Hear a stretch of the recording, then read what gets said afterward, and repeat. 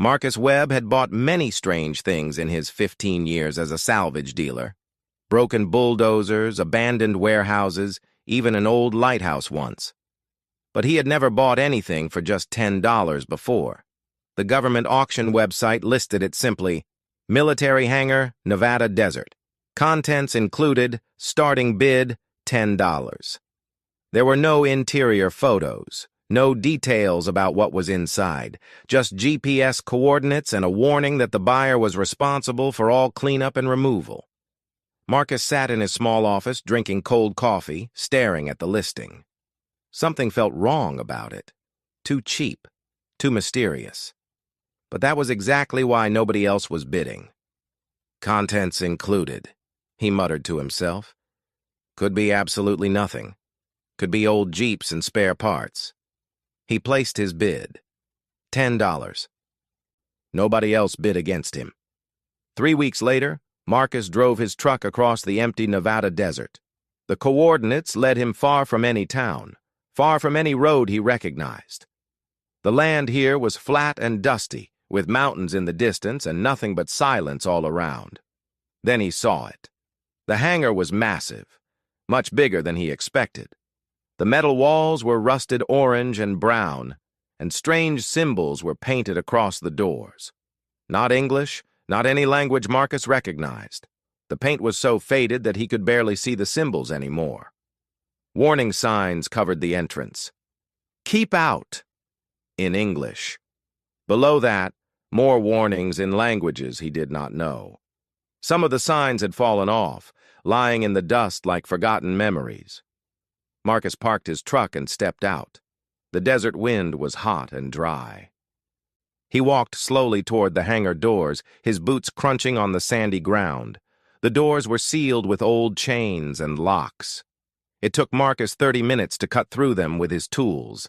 The metal screamed as he worked. When the last chain fell away, he grabbed the door handle and pulled. The door was heavy. So heavy. Marcus used all his strength. Slowly, with a sound like thunder, the door began to move. Dust poured out from inside. The smell of old metal and stale air hit him in the face. Marcus coughed and waved his hand in front of his face. He pulled out his flashlight and turned it on. Then he saw what was inside, and his mouth fell open. A spaceship. Not a small spaceship. Not a crashed satellite or some weird military experiment. A real alien warship that filled the entire hangar from wall to wall. It was so big that Marcus had to step back just to see all of it. The ship's hull was dark gray, covered in decades of dust. Parts of it were damaged. He could see holes in the sides where something had torn through the metal. Pieces of the ship were missing, leaving empty spaces like missing teeth. "Oh my God," Marcus whispered. His hands were shaking. "Oh my God." He took a step forward, then another. His mind was racing. Even as scrap metal, this ship was worth millions, maybe tens of millions. This was the biggest discovery of his life. Marcus pulled out his phone to take pictures. He pressed the button, but nothing happened. The screen was black, dead. What? He tapped the phone. Nothing. He pulled out his scanner, the expensive one he used to identify valuable metals, also dead. His flashlight flickered once, twice, then went completely dark. Marcus stood in the darkness, confused. All his electronics had died at the same time. That was impossible. Unless something moved in the shadows. Marcus froze. His heart began to pound in his chest. He heard a sound like metal scraping against metal. Slow, heavy. Something big was moving inside the hangar. "Hello?" Marcus called out. His voice sounded small and scared. "Is someone there?" The scraping sound stopped. Then Marcus saw it. A shape emerged from the darkness behind the ship. Tall, so tall, at least 12 feet high. It was made of metal, but not like any machine Marcus had ever seen. The metal plates moved and shifted like liquid, reflecting no light at all. It was like looking at a hole in the world shaped like a giant. The thing moved silently now, despite its size. It positioned itself directly between Marcus and the spaceship, protecting the ship, guarding it. Marcus could not move, could not breathe. He wanted to run, but his legs would not listen to him. The Guardian stood there, perfectly still, watching him. Marcus could not see any eyes, but he knew it was watching. He could feel it. Then something happened inside Marcus's head. Not words, not a voice. Just pure feeling, pure emotion, pushed directly into his mind. "Stay away!" The feeling was so strong that Marcus stumbled backward. It was not anger. It was not hate. It was just absolute determination. This thing would protect the ship. Nothing would stop it. Marcus raised his hand slowly. "Okay," he said quietly. "Okay, I understand. I'm leaving." He backed toward the door, never taking his eyes off the Guardian. It did not follow him. It just stood there, a silent protector, watching him go. When Marcus stepped outside, his phone suddenly buzzed in his pocket. The screen lit up. His flashlight turned back on. All his equipment was working again. Marcus looked back at the hangar entrance. The Guardian stood just inside, barely visible in the darkness, still as a statue. Marcus got in his truck, but he did not drive away. He could not leave. Instead, he parked at a safe distance and sat there, watching the hangar as the sun went down. He thought about that feeling in his head, that pure determination. The Guardian had been there for a long time, maybe decades, maybe longer, standing watch, protecting a ship that was already broken, guarding something that nobody else wanted. As night fell over the Nevada desert, Marcus made a decision. He would not call the government. He would not call any salvage company. He would come back tomorrow and the day after that, because that Guardian was just like every broken machine Marcus had ever fixed. It was alone, abandoned, forgotten. Marcus returned to the hangar at dawn the next morning. He brought no tools this time. No scanning equipment, no cameras, just himself, a folding chair, and a thermos of coffee. He set up his chair 50 feet from the hangar entrance and sat down. The Guardian appeared in the doorway almost immediately. It stood there, watching him, silent, waiting. Marcus took a sip of his coffee. "Good morning," he said calmly. "I'm not here to take anything. I just wanted to sit here for a while. Is that okay?" The Guardian did not move, did not respond, but it also did not send that terrible feeling into his mind. So Marcus stayed. He sat there for 2 hours that first day. He talked about the weather, about his drive through the desert, about nothing important. Then he packed up his chair and left. The Guardian watched him go. Marcus came back the next day, and the day after that. Every morning, just after sunrise, he would set up his chair and sit. Sometimes he talked. Sometimes he just drank his coffee in silence. The Guardian was always there, standing in the doorway like a statue. On the 4th day, Marcus brought a notebook.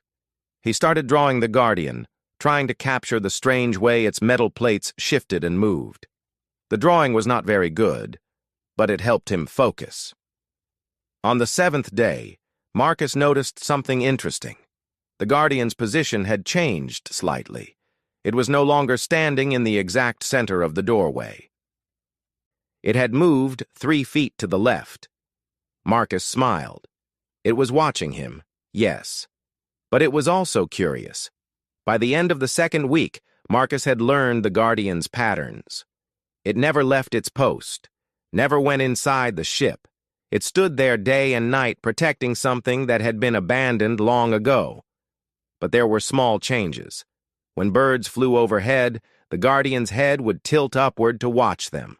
When the wind blew dust across the desert, the metal plates on its body would shift and adjust. And every evening, just before sunset, the Guardian would turn slightly to face the western sky. Marcus also noticed something sad. There were marks on the hangar floor near where the Guardian stood, deep grooves in the concrete, worn smooth over time. The Guardian had paced back and forth in the same pattern, over and over, for years, maybe decades, walking the same path, trapped by duty, unable to leave. On day 15, Marcus had an idea. He went home and searched through his grandmother's old belongings. At the bottom of a dusty box, he found what he was looking for: a music box, old and mechanical, with no electronics inside, just gears and springs and a metal cylinder with tiny pins. The next morning, Marcus brought the music box to the hangar. He sat in his usual chair, wound up the music box, and set it on the ground. The gentle melody filled the desert air. A simple song, old and sweet.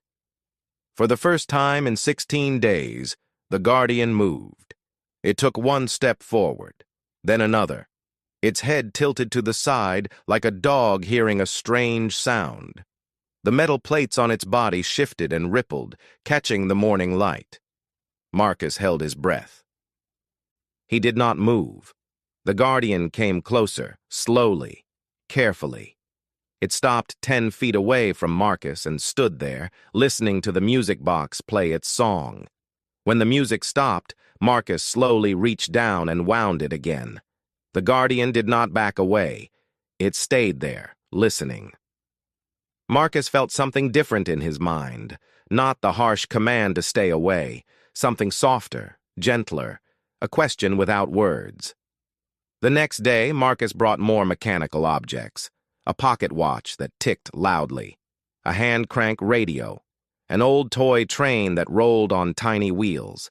He spread them out on the ground and let the Guardian observe them. The Guardian came closer each day. By day 20, Marcus could stand within 20 feet of it without his electronics dying. The invisible field that had killed his phone and flashlight was weakening. Or maybe the Guardian was learning to control it. Marcus started to see the Guardian not as a terrifying machine, but as something else, something lonely, something that had been waiting for a very long time. On day 19, Marcus brought his father's pocket watch. It was broken. Had been broken for years. Marcus sat on the ground, opened his toolkit, and began to work on it. "My dad gave me this watch," Marcus said, as he carefully removed the back cover. "I never learned how to fix it properly, but I'm going to try." He worked slowly, explaining each step out loud: how the gears connected, why the spring had broken, what needed to be replaced. His hands were steady as he worked with the tiny pieces. The Guardian watched from nearby. Marcus could feel its attention, focused and intense. Then something amazing happened. The Guardian lowered itself down. Its massive body folded somehow, bending at joints Marcus had not noticed before. It brought its head close to Marcus, just 5 feet away, watching the pocket watch repair. Marcus's heart was pounding, but he kept working. He did not look up, did not acknowledge how close the Guardian was. He just kept talking, kept explaining, kept working. When he finally got the watch ticking again, Marcus felt a surge of pride. "There," he said softly. "It works." For the first time, Marcus heard a sound from the Guardian. Not words, not a voice. Something like wind moving through a long tunnel, like air passing through ancient machinery, a sound of sadness and age and endless time. And then, in Marcus's mind, a single word formed. Not harsh or commanding like before, soft, vulnerable, almost broken. Lonely. Marcus looked up at the Guardian. Its metal plates were trembling slightly, catching the light like tears. "Yeah," Marcus whispered. "I know. Me too." He stood slowly and held out the pocket watch. "Do you want to hold it? Feel it tick?" The Guardian extended something like a hand. It was gentle, careful, as it took the watch from Marcus. It held the watch up to where its ear might be, listening to the steady tick-tick-tick. Marcus sat back down on the ground. "How long have you been here?" he asked quietly. "How long have you been alone?" The answer came as feelings, not words, images in Marcus's mind. The ship crashing, fire and destruction, silence, then years, decades, centuries, standing guard, waiting, alone, always alone. "Your crew," Marcus said. "They're not coming back, are they?" The Guardian's plates rippled with grief. "Cannot leave. Must protect. Final order." Marcus felt tears in his eyes. This creature had been trapped here, bound by programming or duty or love, unable to leave, unable to stop, unable to die. Just standing watch over a broken ship that nobody wanted. "What if," Marcus began slowly, "what if we could honor them differently? Not by guarding their grave, but by making their ship live again." The Guardian went very still. Marcus stood and faced the massive creature. "I fix broken things. That's what I do. Maybe we could fix this together?" Over the next week, everything changed between Marcus and the Guardian. The massive creature began to trust him. It allowed Marcus to come closer to the ship. It showed him things. The first thing it showed him was itself. Through images and feelings pushed into Marcus's mind, the Guardian explained what it really was. It was not a separate machine. It had once been part of the ship itself. The ship's AI consciousness, the thinking heart of the vessel. When the ship crashed on Earth, the AI had transferred itself into the defensive system. A last desperate act to protect what remained. The Guardian was not guarding the ship from outside. It was the ship, in a different form. Marcus sat on the hangar floor trying to understand. "You're the ship's mind?" he asked. "You're alive?" The feeling that came back was complicated. Yes and no, alive but not living, conscious but trapped, aware but fading. The Guardian showed Marcus more. It shared its memories piece by piece, like showing old photographs from a forgotten life. Marcus saw the crash. He felt it. The ship falling through Earth's atmosphere, burning, breaking apart. The crew screaming, emergency systems failing. Then impact, fire, smoke, silence. The crew had died. All of them. The crash had been too violent, too sudden. They never had a chance. "I'm so sorry," Marcus whispered. His voice cracked with emotion. But the tragedy was not over. The Guardian showed him what came next. The lonely years. Decades of standing watch over the bodies of its crew. Then a century. Then 2 centuries. Then 300 years. The Guardian had been standing here for 300 years. It knew the crew was dead.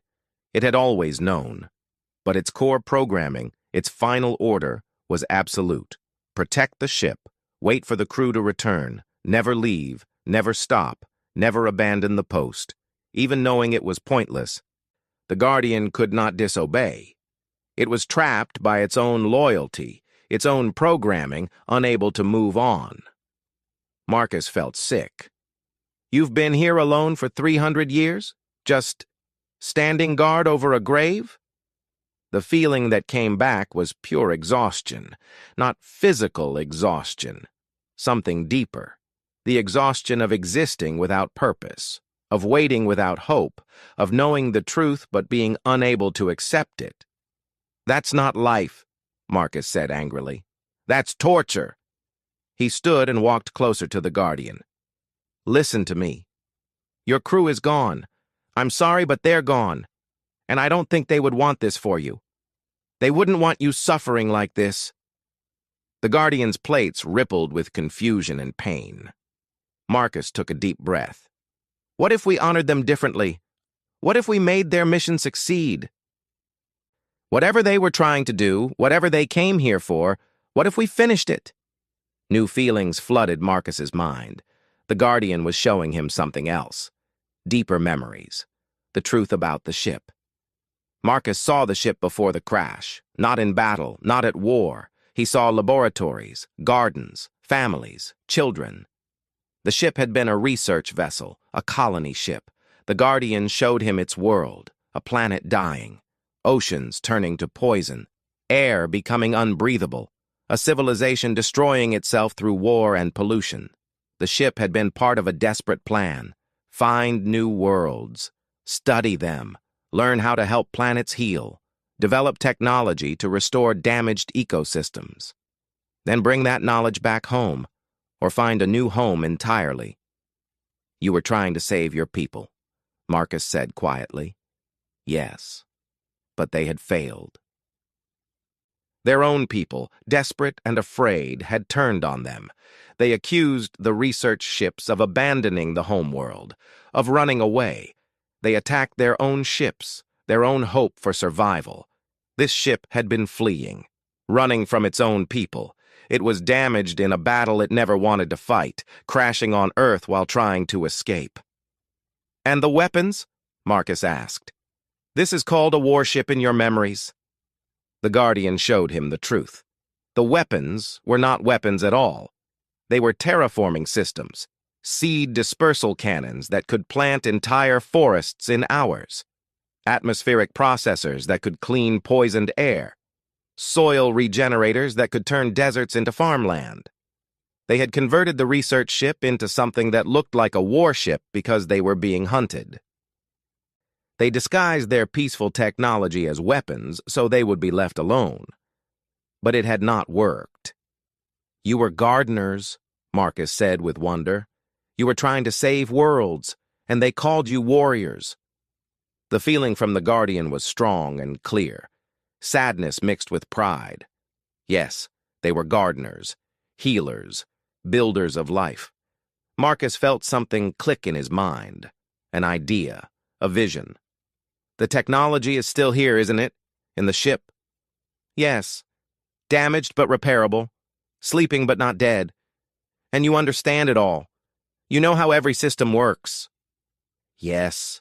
Every circuit, every function, every seed in the genetic database."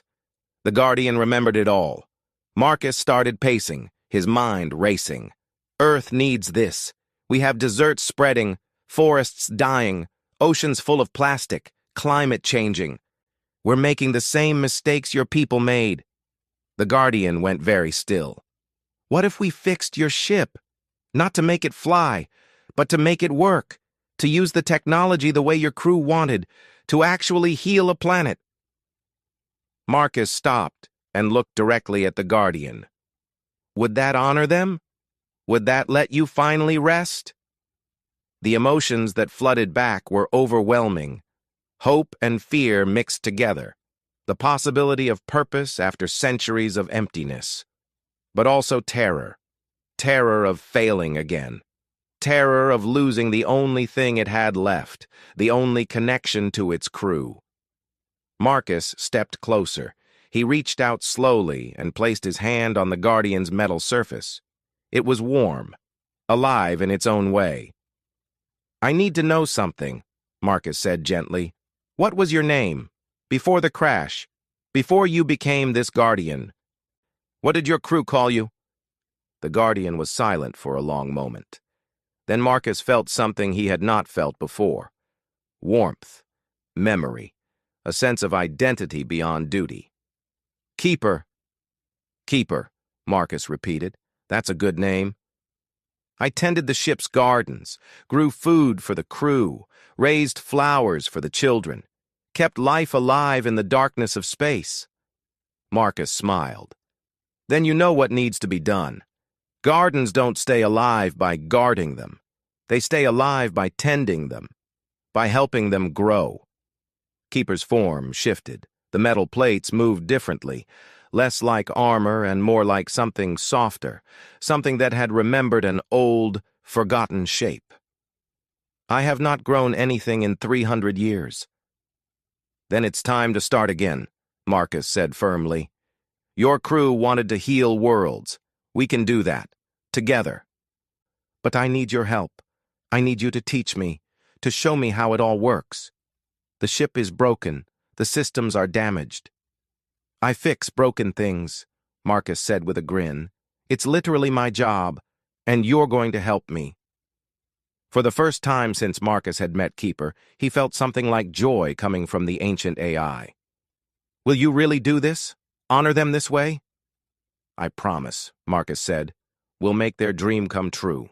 We'll turn this ship into what it was always meant to be. Not a weapon, not a grave.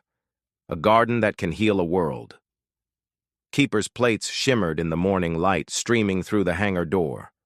After 300 years of darkness, the ancient gardener had found a reason to hope again. Marcus knew he could not fix the ship alone. He was good with machines, but this was alien technology.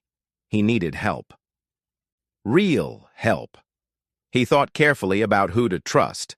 This secret was too important, too valuable. The wrong person might call the government or try to steal the technology. Finally, Marcus made a decision. He called Dr. Sarah Chin. Sarah was a professor who studied plants and alien biology. Marcus had met her 2 years ago at a science conference. She was smart, honest, and most importantly, she believed that alien knowledge should be used to help Earth, not to make weapons. "Sarah, I need you to come to Nevada," Marcus said on the phone. "I found something incredible, but you have to promise not to tell anyone." Sarah arrived 3 days later. When Marcus showed her the hangar, her eyes went wide. "Oh my God," she whispered, staring at the massive ship. "Marcus, this is impossible." "Wait," Marcus said. "There's more." Keeper emerged from the shadows. Sarah screamed and stumbled backward. Marcus caught her arm. It's okay, Marcus said quickly. "This is Keeper. It won't hurt you. It's the ship's AI. It's friendly." Sarah stared at Keeper with a mixture of terror and fascination. "It's alive?" "In a way, yes." Marcus explained everything. The crash, the crew, the 300 years of waiting, the ship's real purpose. When he finished, Sarah was crying. "That's the saddest thing I've ever heard," she said softly. Keeper moved closer, and Sarah did not run. She stood still as Keeper gently touched her shoulder with what looked like a hand made of liquid metal. Feelings flowed into Sarah's mind. Not words, just emotions. Gratitude, hope, a plea for help. "We're going to fix your ship," Sarah said firmly, wiping her tears. "We're going to make your crew's dream come true." Over the next 2 months, Marcus and Sarah worked every day in the hangar.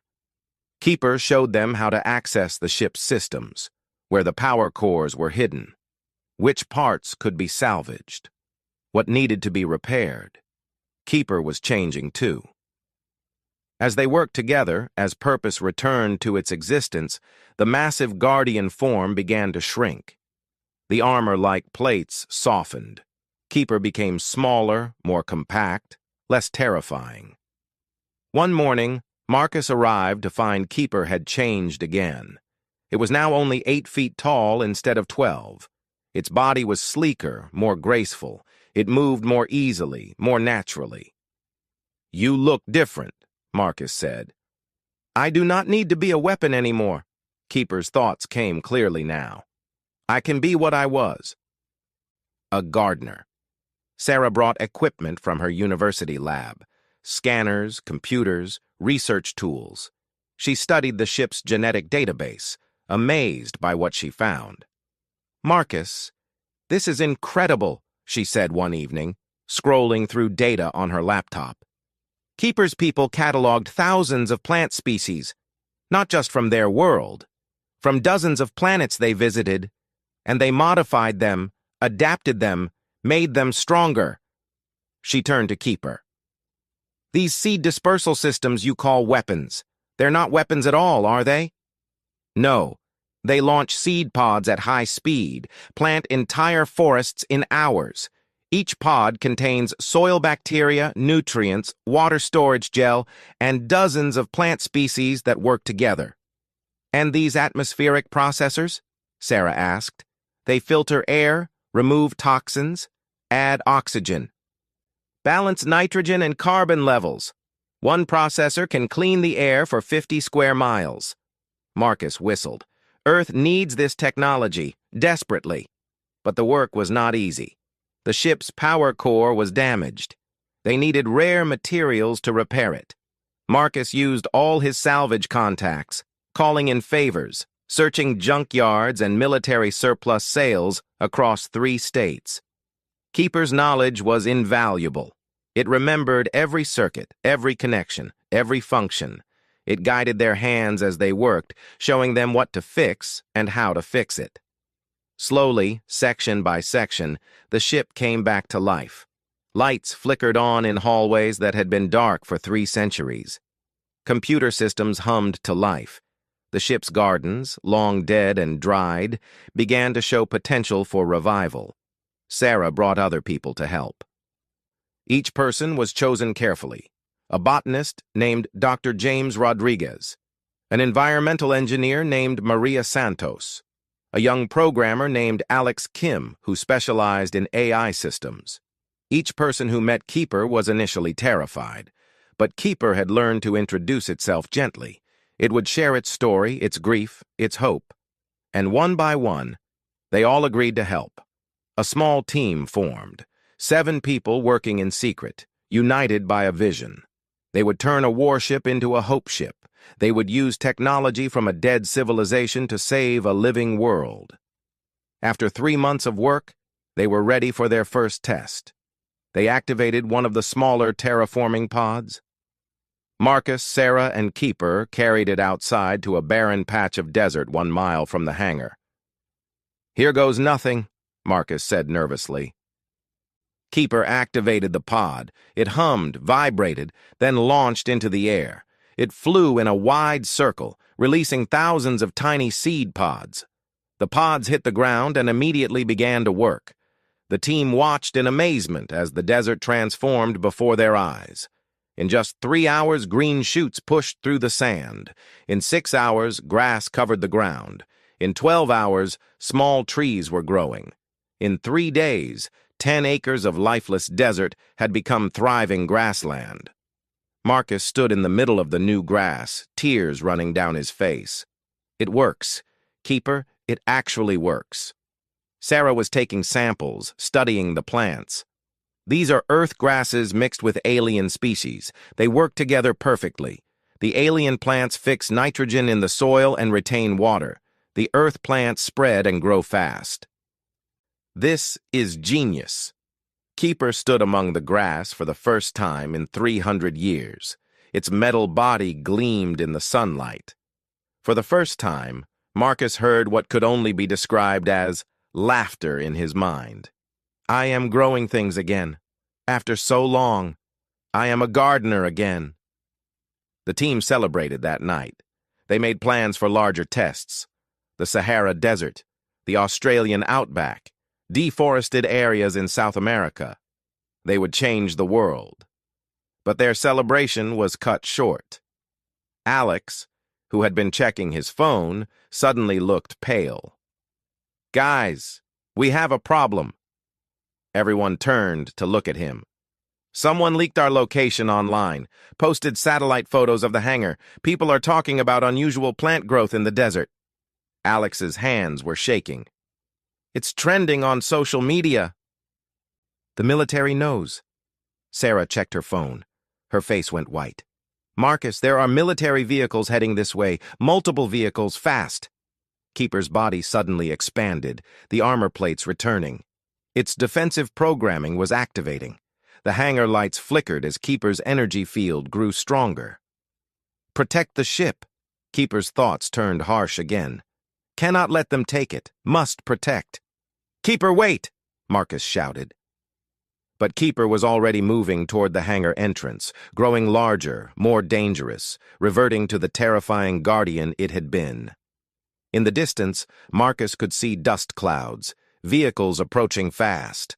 After 300 years of hiding, Keeper's ship had finally been discovered. And Marcus did not know if Keeper would choose its new purpose or fall back into its old programming. Everything they had built together was about to be tested. The military vehicles surrounded the hangar within minutes. 6 trucks, 2 armored personnel carriers, and dozens of soldiers in combat gear. They set up a perimeter around the entire area. A tall man in a colonel's uniform stepped out of the lead vehicle. He had gray hair and a serious face. He carried no weapon, but his presence commanded respect. This is Colonel James Mitchell, United States Air Force. His voice boomed through a megaphone. We know about the alien technology. We need to inspect the hangar immediately. This is a matter of national security. Inside the hangar, Keeper had grown to its full, terrifying size. 14 feet tall now, massive and dark, every plate of its armor locked and ready. The air around it hummed with energy. All the electronics in the hangar were dead. "Keeper, please," Marcus begged. "Don't do this. We've come so far." "They will take the ship. They will make weapons. They always make weapons. I cannot allow it." Sarah stepped forward, her voice shaking but determined. "Keeper, listen to me. Your crew didn't want their knowledge hidden forever. They wanted it shared. They died trying to help others. And look what happened. Their own people destroyed them. Humans will do the same." "Maybe," Sarah admitted. "But maybe not. You won't know unless you give us a chance." Outside, Marcus could hear the colonel speaking again. "We are coming in. We do not want violence, but we will enter that hangar one way or another." Marcus made a decision. "I'm going out there," he announced. "I'm going to talk to them." "Marcus, they might arrest you," Alex warned. "I don't care." Marcus looked at Keeper. "I'm going to show them what we built, what you are. They need to see the truth." Keeper's plates rippled with uncertainty. Marcus walked outside slowly, hands raised above his head. The soldiers immediately pointed weapons at him, but the colonel raised his hand and they lowered their guns. "Are you Marcus Webb?" the colonel asked. "Yes, sir." "You bought this property at auction 3 months ago. You've been hiding alien technology from the government. That's a serious crime, Mr. Webb." "I wasn't hiding it, sir," Marcus said carefully. "I was protecting it. There's a difference." The colonel's eyes narrowed. "Protecting it from what?" "From being turned into a weapon, from being destroyed.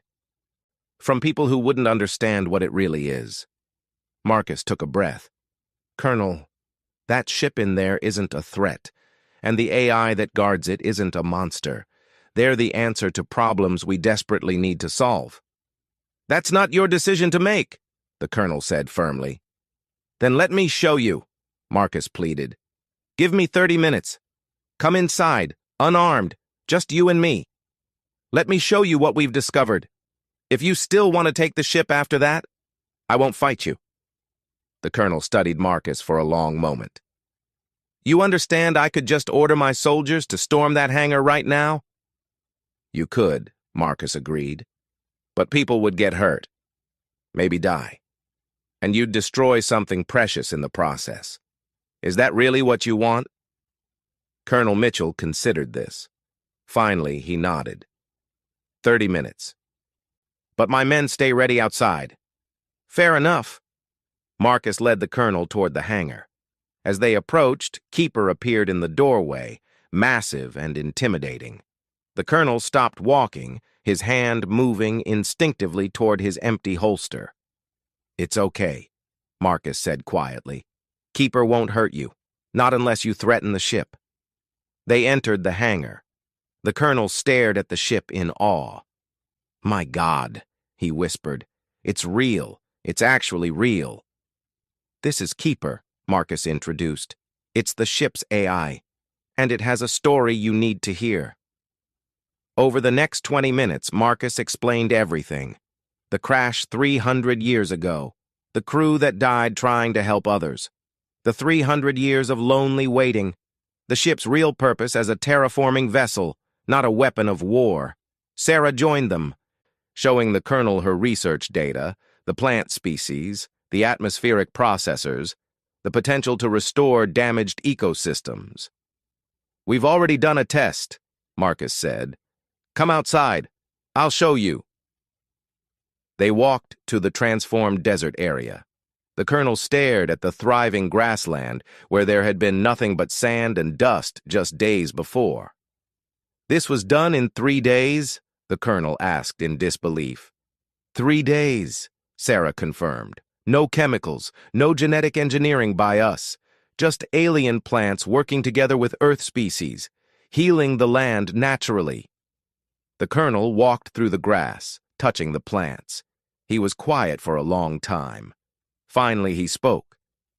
This technology could change everything, feed millions, restore forests, clean the air. He looked at Marcus. But it could also be weaponized, destroy crops, spread invasive species. I have to think about security. I understand, Marcus said. That's why Keeper has been so protective. It saw its people destroy themselves with their own technology. It doesn't want that to happen to us. The colonel turned to look at Keeper, who had followed them outside. You've been guarding this ship for 300 years? Keeper's thoughts reached out, touching the colonel's mind gently. Not invasive, just sharing. Showing him the memories, the grief, the endless waiting, the hope that had finally returned. When the connection broke, the colonel had tears in his eyes. Your crew deserves to be honored, the colonel said to Keeper. They deserved better than they got. Yes, they did. What if we work together? The colonel suggested. Not a seizure, a partnership. The military provides resources and security. Your team provides knowledge and guidance. We announce this publicly. Make it transparent, so nobody can weaponize it in secret. Marcus felt hope surge in his chest. You mean it? I'm not a fool, Mr. Webb. The world is dying. We need this technology, and we need Keeper to teach us how to use it properly. The colonel extended his hand. What do you say? Can we do this together? Marcus shook his hand firmly. Yes, absolutely yes. The colonel turned to Keeper. I can't shake your hand, but I can give you my word. We will honor your crew. We will use this technology the way they intended.